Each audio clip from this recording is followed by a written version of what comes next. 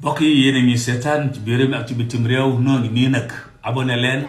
bokk leen aimé leen partagé leen yaa ngeen jëf. avec Dieng Saala TV bu leen fàtte laal ko ci notification bi loolu mooy tax vidéo bu dugal rek ngeen mën cee jot. aouzu billahi mina seytaan rajim bismillahi rahmaani rahim asalaamaaleykum wa rahmatullahi taala wa barakaatu. kon ñoo ngi fii ànd ak daayiratu rawdu rayaahiini xidmatul xadim Touba Kër Ñang talib bees magasin Modou Maydia ci ndigalul Cheikh Mouhamadul Mountakha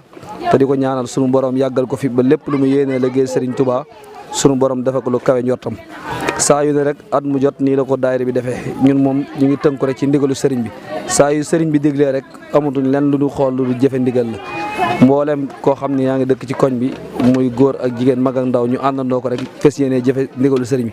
ndax ku nekk xam na ni waxtu bu tollee fii màggal Touba jub si di benn fanu safar murit bu nekk la mu yitoo mooy seetal xolam seetal këram seetal mbedd yi seetal lépp ngir mën a dalal gani Serigne Touba ndax it amuñu lenn lu dul Serigne Touba te bis bii bisub cant la ci ñun bisub cant nag kenn waru koo waajal ci lu sell moo tax ñu koy njëkkee ci seetal mboolem barab yi nga xam ne nekk na ci biir kër yi ak mbedd yi ak fu mu mën a doon ngir ba gan yi maanaam duñu am benn jafe-jafe benn gàllankoor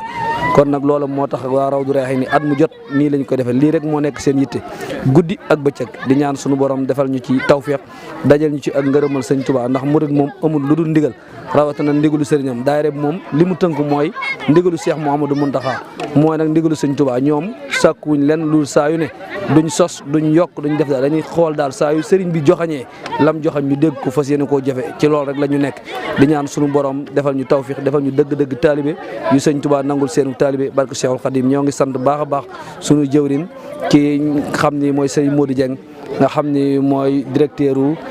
Dieng Saala TV di ñaan sunu borom yokk ko baax a baax a baax a baax a baax ba li mu ci yéenee liggéey lépp sunu borom ndax gis nañ ab liggéeyam lépp moom li muy def mooy mi ngi xeeñtu liggéeyu sëriñ bi teg ko ci ndigal yàlla nag suñu borom sàmm aar ko di jéggulu ñëpp di baalu àq ñëpp wasalaamaaleykum wa rahmatullah.